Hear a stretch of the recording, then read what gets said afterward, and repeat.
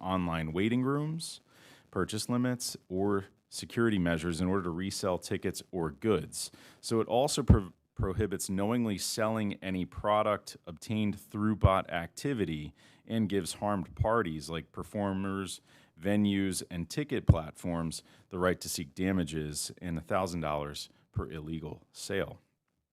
So the bill still protects legitimate cybersecurity research and enforcement work as well.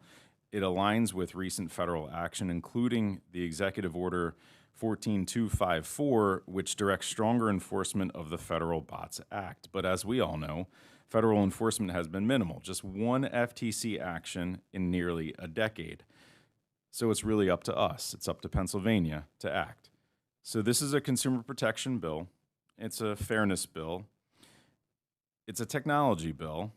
It ensures that parents, fans, and everyday Pennsylvanians have a fair shot to buy tickets and products at the intended price, not one inflated by a computer script running overseas somewhere. So this bill has the support of the administration. It has stakeholder support as well, including Live Nation, and builds on the bipartisan tradition that the original bill in 2010 that we passed unanimously outlawed ticket purchasing bots. So I'm urging the committee to support fairness and transparency in our digital marketplace and support this bill. Thank you, Mr. Chairman.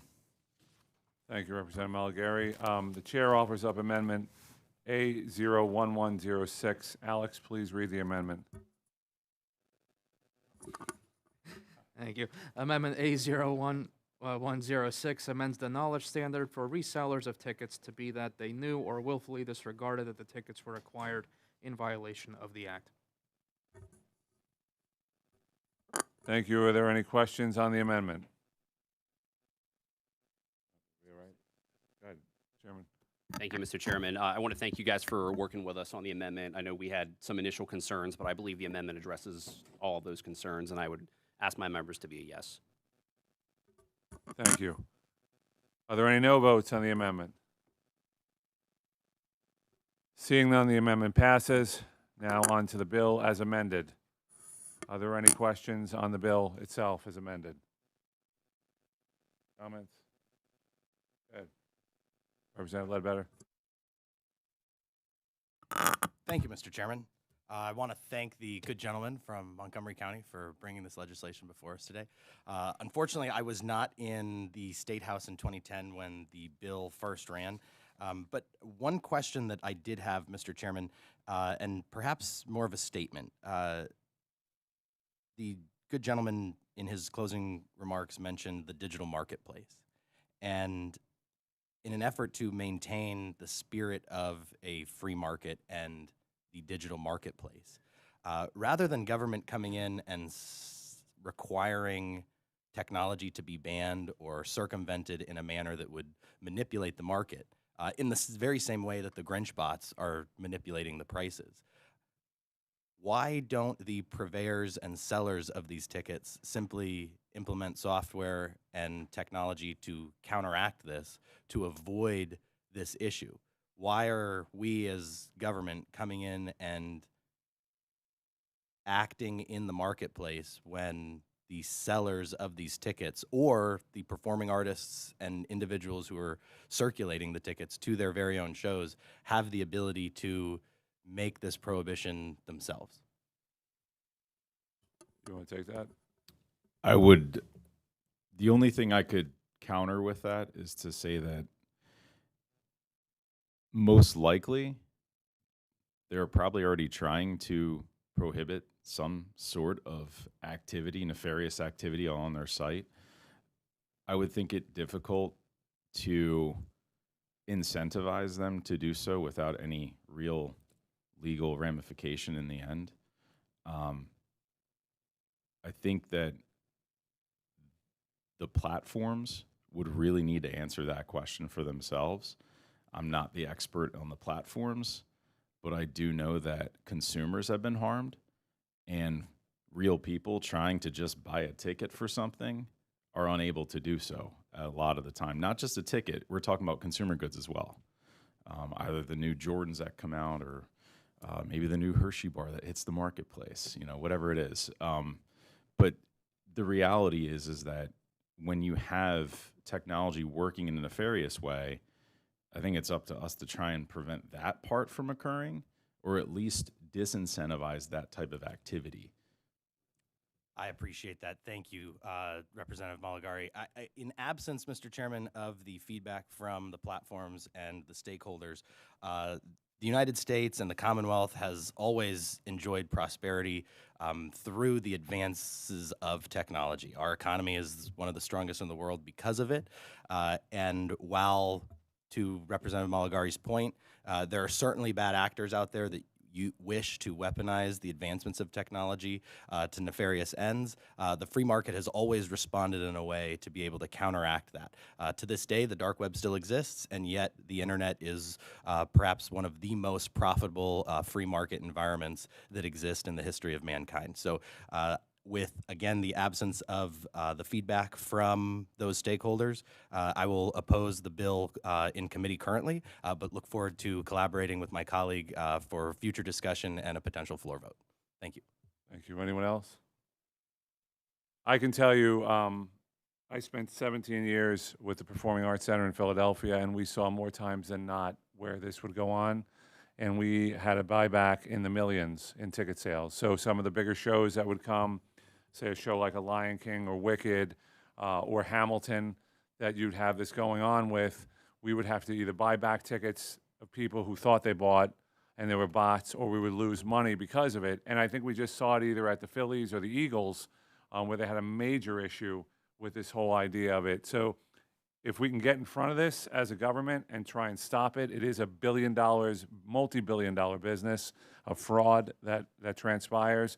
It's something that we should try and help with. And to the representative's point, a lot of these agencies, even though they may seem big, they can't do it on their own. They're getting caught up with this, and it's costing them millions of dollars just to take this on. So I appreciate your input. I appreciate the bill. I would ask if there's no other comments, if we can call the roll. Do you want to say anything before we call the roll? Mary, can you please call the roll? Yes. Yes, by designation. Yes. Yes.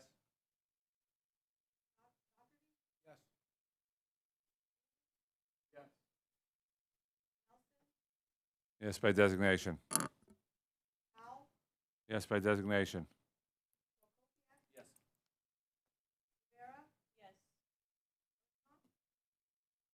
Yes, by designation. Yes, by designation.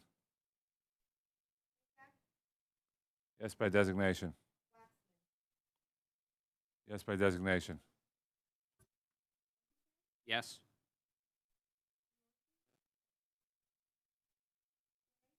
Yes, by designation. Yes, by designation. Yes, by designation. Yes, by designation.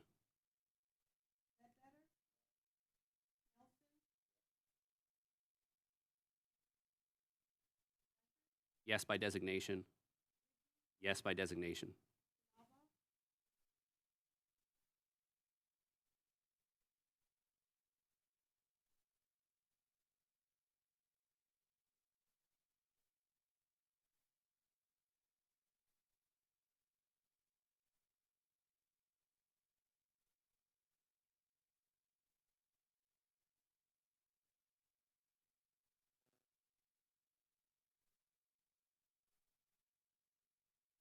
A bill will be reported out of committee as 24 yes, 2 nay. So House Bill 1063 as amended will be reported. Thank you, Representative. Thank you, everyone. Thank you. I'm going to ask if we can just skip so we can get our senator out of committee quickly, because I know she needs to get over to the Senate. I bring up Senate Bill 377, printed number 323. Senator Phillips Hill to present her bill. Alex, give an overview of the bill, please. Senate Bill 377 amends Title 62 on procurement to require state contracts for endpoint device procurement to meet National Institute of Standards and Technology guidelines or industry best practices for computer security. Thank you, Senator. Thank you very much, Chairman Cerisi, Chairman Ortitai, members of this committee for your consideration of Senate Bill 377. This bill is aimed at protecting our state's information technology. And we've heard before that cybersecurity attacks cost governments trillions of dollars each year. And we've seen attacks and breaches on our own state government, the Department of Labor and Industry, the Department of Human Services, the Department of Education, the Department of Health, have all been affected. And these incidents involving the state's IT systems, they put our constituents' very valuable personal information and data at risk.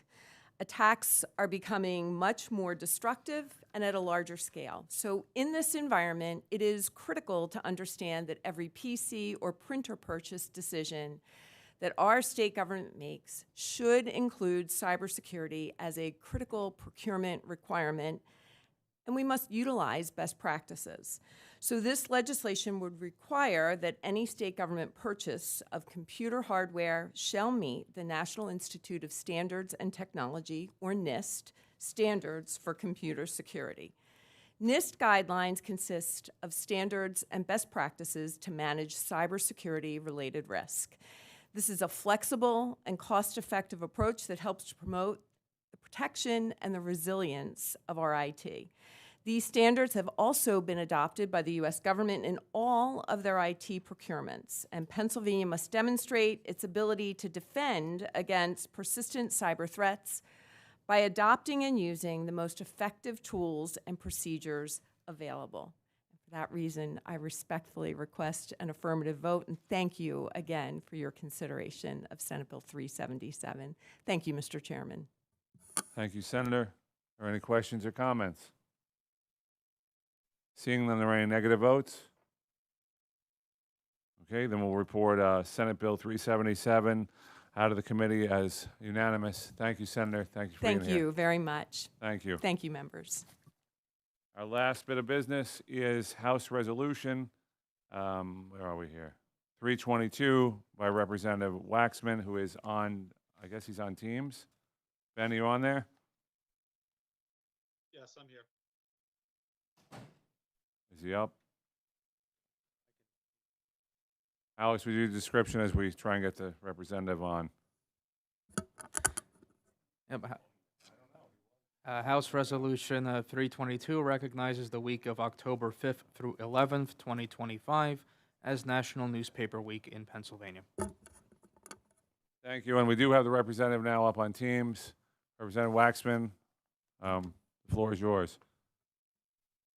Hi, good morning. This is a resolution just to celebrate and acknowledge National Newspaper. Wait a minute, we can't hear you. Can you hear me? Oh, yeah, now we're good. All right, go ahead. This is a resolution to honor National Newspaper Week. The only publication mentioned is the Pennsylvania Gazette, which was founded in 1729 by Ben Franklin. But this is just an opportunity to celebrate newspapers and the history of newspapers in Pennsylvania. Thank you. Thank you. There is a motion by Representative Dorsey, an amendment. Alex, would you please read the amendment? Oh, Dan, sorry. Apologize. Alex wanted the mic so much. Amendment A01799, sponsored by Representative Dorsey. It adds additional language to the resolution, highlighting that public trust in newspapers has declined to historic lows and that readership and subscriptions have also decreased over the past 2 decades. Representative Dorsey, go ahead.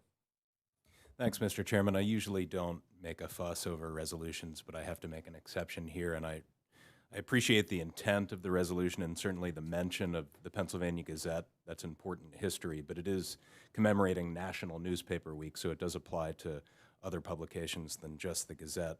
The history is important, but in my opinion, the full record is important. Facts, as were mentioned, like historic declining readership, the fact that it is, by many accounts, the least trusted institution in America, newspapers and the mainstream media compatriots.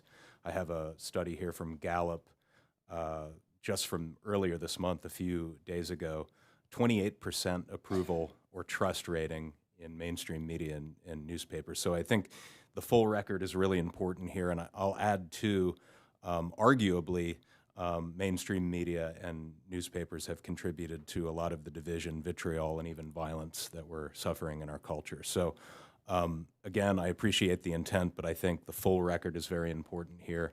And I can, in good conscience, adopt the resolution if we don't also adopt this amendment. So I encourage my colleagues to support it. Thanks, Mr. Chairman. Thank you. Anyone else have any comments? Representative Waxman, you want to address it at all, or? Not really. Okay. All right, then. Can we call the roll, Mary, please? No. No by designation.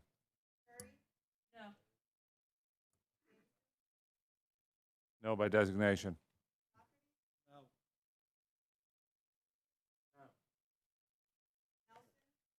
No by designation. No by designation.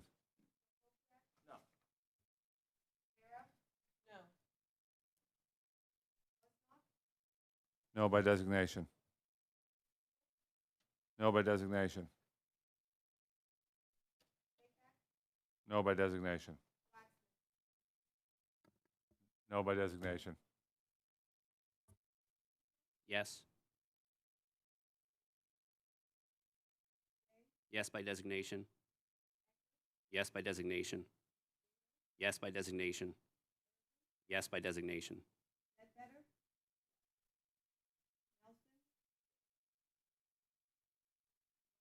Yes by designation. Yes by designation.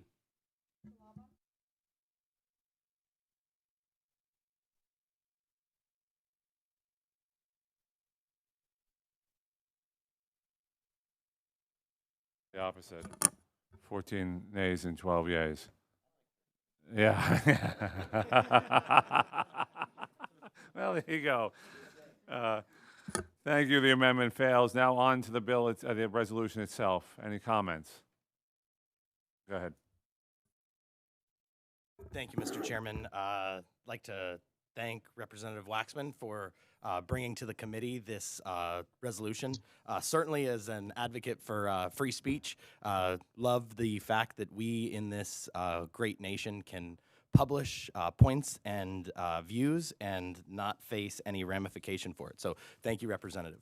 Unfortunately, Mr. Chairman, with the failure to adopt Representative Diorsi's amendment, I would like to draw on a couple points that the good gentleman from York was alluding to or perhaps outlined in the amendment specifically.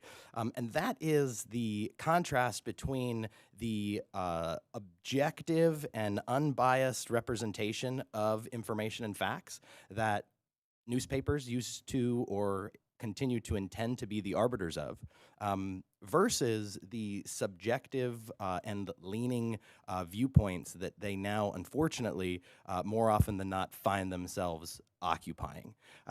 When you look at the history of publications across not just the Commonwealth, but the nation, specifically within the segment of newspapers, it becomes clear that a constituency once viewed newspapers as that point of unbiased and objective presentation so that then their opinion could be established. However, as we've seen from the New York Times at a national level, all the way down to a local daily that is headquartered in my district, despite the jobs and economic value that they bring to the communities, more often than not, they are faced with a challenge to correct publication, faced with the challenge to navigate a otherwise biased presentation of a subject matter that went into their publication. And this is not just from sloppy reporting, this also goes to the editor's desk, where certain points of preference are favored versus that objective opinion. So again, I am not one to limit that of free speech, nor am I one that would wish to temper that in any way. However, I do want to be genuine in that when newspapers take the historical banner of arbiters of objective and unbiased presentation and then circumvent and take advantage of that banner to present a subjective view, to lean left or to lean right, and you all have in mind what publication may fit in one bucket versus the other. I think that it would have been prudent for this committee to adopt Representative Diorsi's amendment to this resolution, so that way, as a body, we could act forthright and recognize those actors that continue to remain committed to that banner of arbitration in presenting objective and unbiased information, while also putting on notice those that wish to be somewhat disingenuous in the subjective presentation that may mislead constituents or drive the populace into one direction or another. So because of the failure of adopting that amendment, unfortunately, I will be opposing this resolution in committee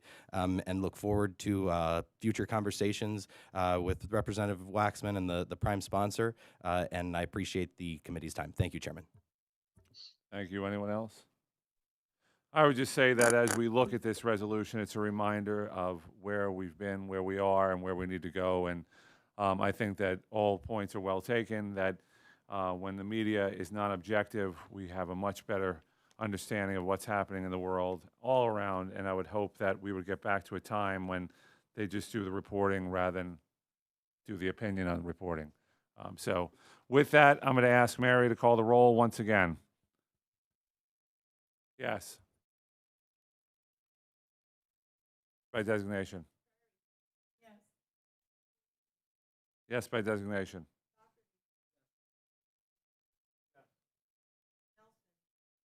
Yes, by designation. Yes, by designation.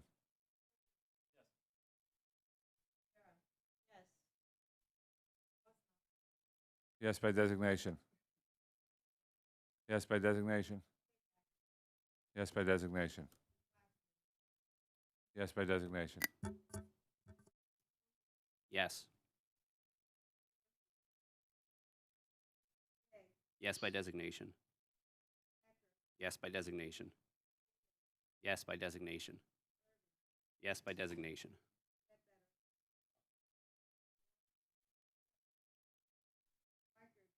Yes, by designation. Yes, by designation.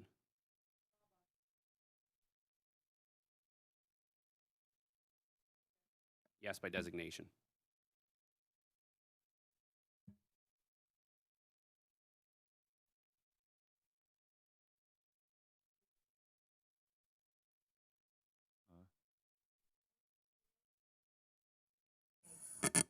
With that, the House resolution will be reported out of committee as it passed. Is there any other comments from anyone? Chairman? Just a reminder to the committee about tonight. Please remember that we will have an activity tonight. The committee should be exciting, and we can put some faces up if we choose to. So, yeah, we should. With that, I'd like to call the committee to an end, and thank you all very much.